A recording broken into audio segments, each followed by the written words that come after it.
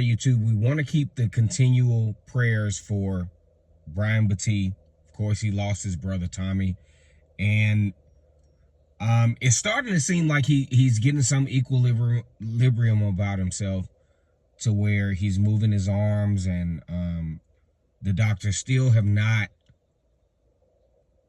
been able to give prognosis as to the development of whether there's the significance of his brain activity. So I want you to keep that family in your prayers as you go out and about today, and just understand that, this is a crazy world we live in, and it's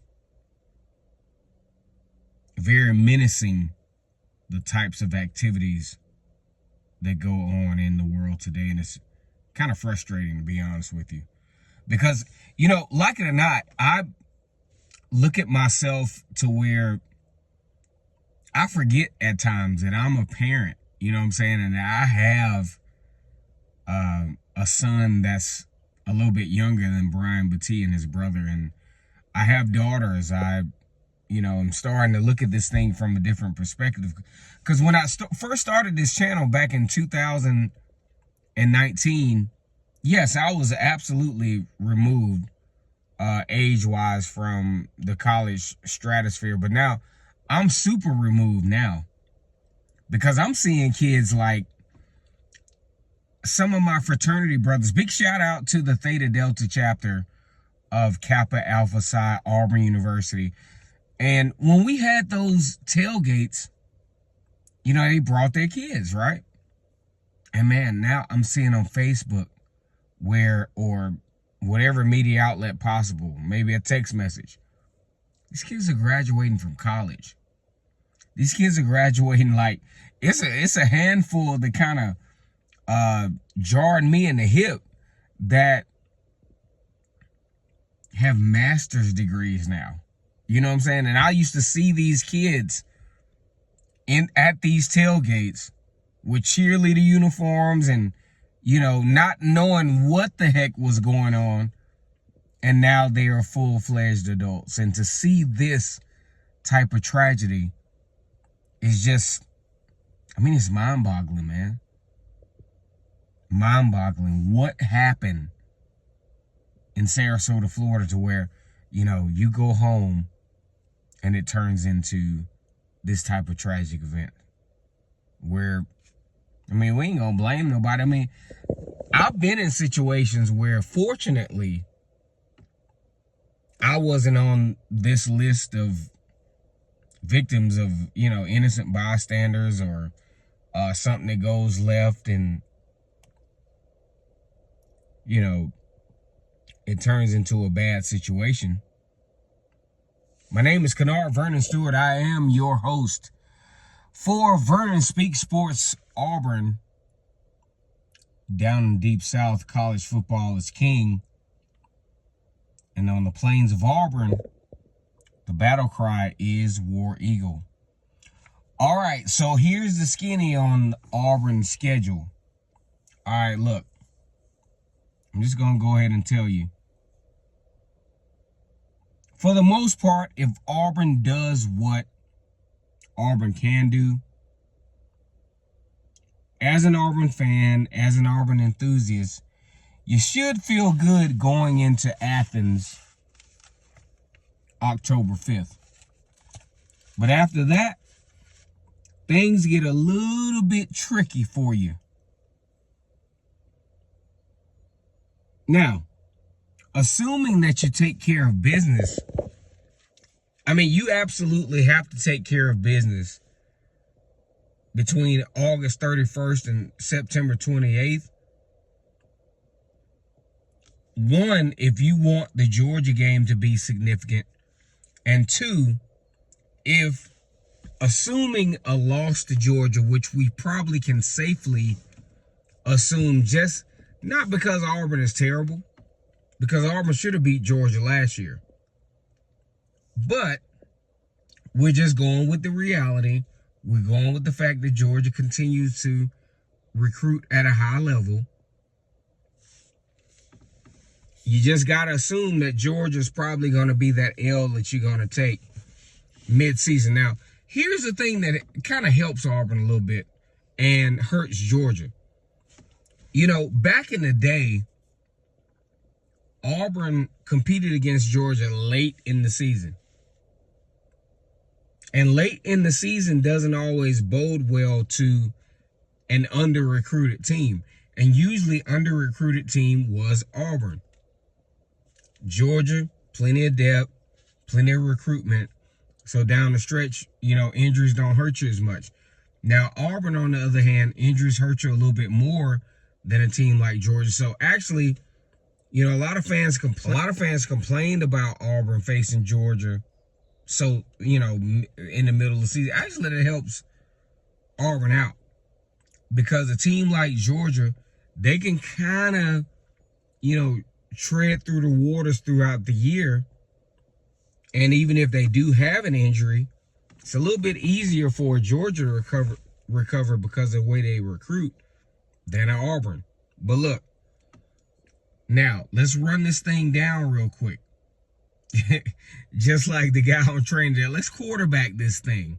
You know, let's quarterback this thing, and let's really look at how the schedule could play out for the Tigers. Number one, Alabama A&M.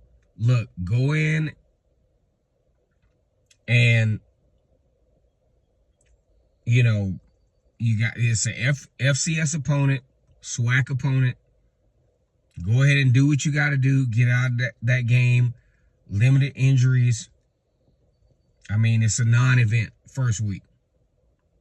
Thank God you don't have an Oregon.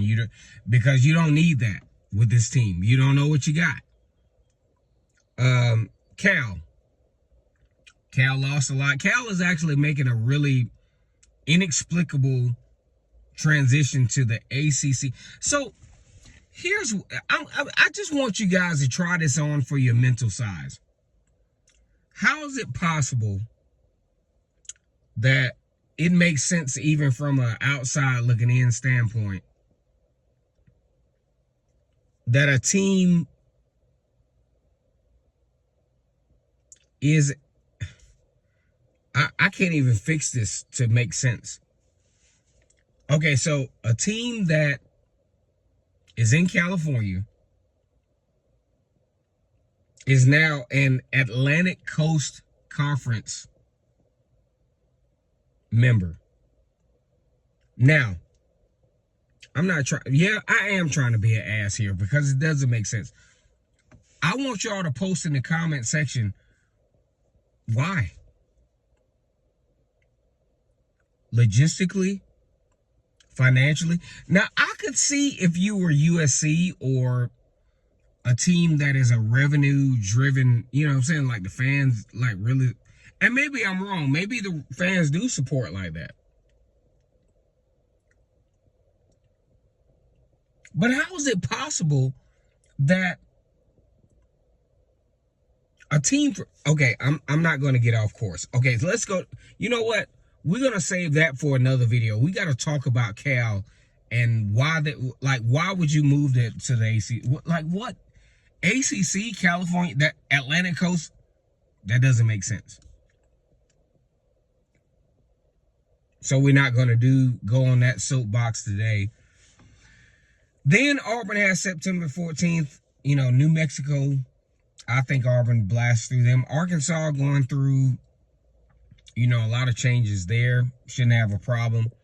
Now, Oklahoma, here's the thing. Oklahoma is traditionally a pretty good team, but they're bringing on a new quarterback that's going to have to come into Jordan-Hare Stadium September 28th. I'm going to assume that this is going to be either a 3:30 or a 7 o'clock game, which I think Auburn, Hugh Freeze, gets his first win over a legitimate Power 5 conference. I mean, a Power 5 team. So I think that will be great.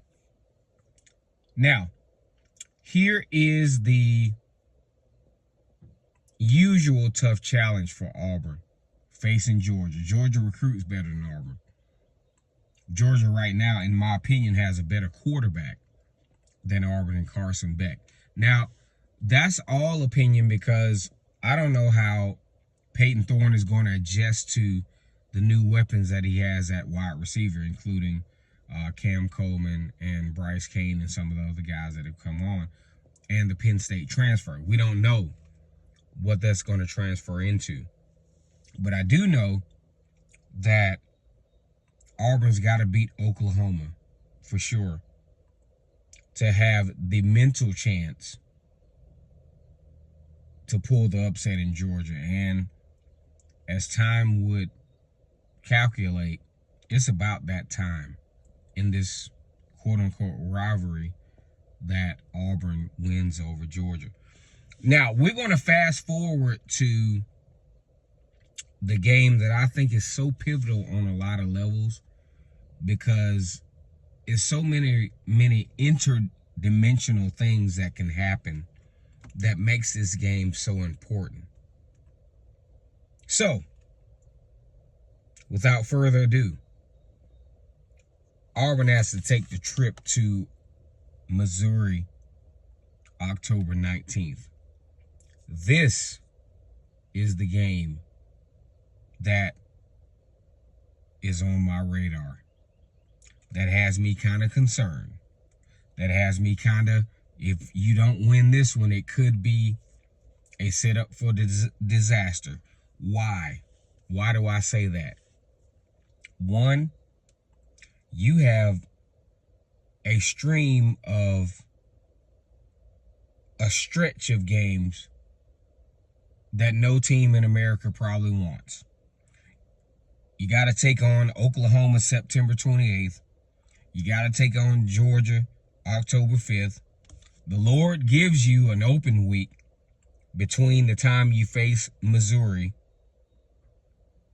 But that stretch is going to be crucial because, one, I'm going to tell you, if Auburn is going to have any level of success, they got to beat Oklahoma at home.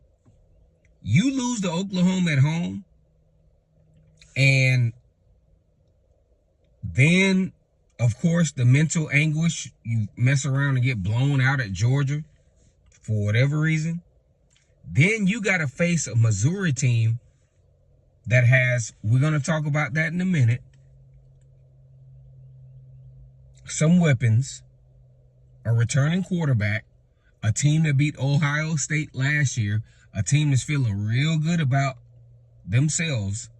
That's the most dangerous team, I think, on Auburn's schedule. So here's something that has to happen for Auburn to maneuver this thing. Point blank, Auburn's got to beat every team from August 31st to September 21st. And you get lucky and get the Oklahoma game at home. Got to beat them. What happens if you figure out a way to beat Georgia? Which you probably can, in my opinion, given everything. But I'm going to tell you guys, the most dangerous team on the Auburn schedule right now, assuming they don't screw up the first few games going into to their open date, to where they have to take their second consecutive trip out of town, Missouri is your team that you got to look out for. Missouri returns Theo Weiss, a former five-star, ironically, played at Oklahoma. Mookie Cooper, a dangerous guy, a very experienced quarterback, Brady Cook. Now, Cody Schrader actually goes into the draft. Now, I'm surprised by this. Cody Schrader was actually one of the best running backs in the SEC, showed up for every big-time football game. He signed with the 49ers as an undrafted. Cody Schrader is not there, fortunately, for Auburn. Signed as a undrafted free agent. Unbelievable. All-American SEC running back. So, That tells you. But I'm going to tell you this. Auburn has to do what they have to do to be in a position to make this game a game that won't cost you. Because if, let's just say, looking at the schedule, Auburn messes around and loses to Cal, loses to Oklahoma, loses to Georgia. You talking about, let's see, Cal, Arkansas. No, not Arkansas, but Cal, Oklahoma, and Georgia. You're talking about going 3-3 against Missouri. And after that, you have Kentucky and Vanderbilt that are never guarantees. And the stretch ULM and Texas A&M. And then you got to go to Alabama. Could be dangerous. All right, guys. Go ahead and like the video, comment, and subscribe. And as always, it's great to be an Auburn Tiger. War Eagle.